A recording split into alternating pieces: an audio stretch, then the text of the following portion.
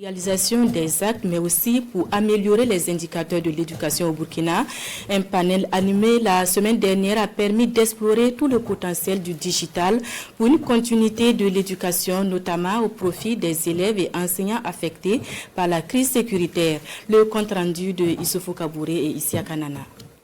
Le système éducatif à burkinabé, un des secteurs les plus impactés par la crise sécuritaire.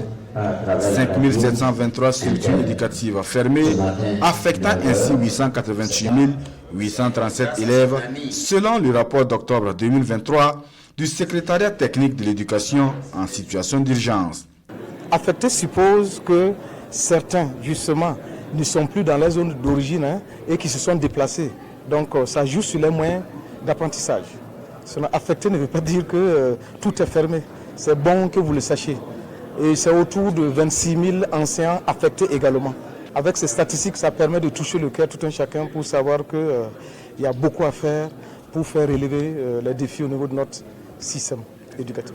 Pour faire face à cette situation, donc, une stratégie nationale de l'éducation en situation d'urgence 2019-2024 a été élaborée par l'État burkinabé, indique Benjamin Kowoun. Et en ce temps de crise sécuritaire et humanitaire, le numérique se présente comme une alternative à prospecter pour une éducation de qualité en faveur des élèves déplacés internes.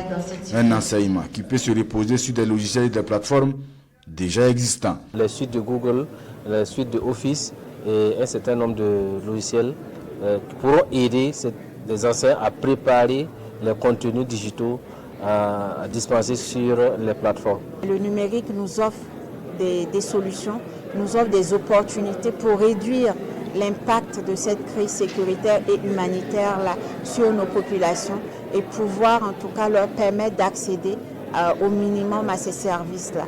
Donc au niveau de l'éducation, c'est déjà trouver les voies et moyens pour pouvoir continuer cette éducation-là au profit des enfants déplacés grâce par exemple à des classes intelligentes, grâce à des jumelages justement avec les équipements numériques entre des classes en zone verte et des classes en zone rouge. La transition digitale dans l'éducation au Burkina Faso nécessite un engagement fort de tous les acteurs du système.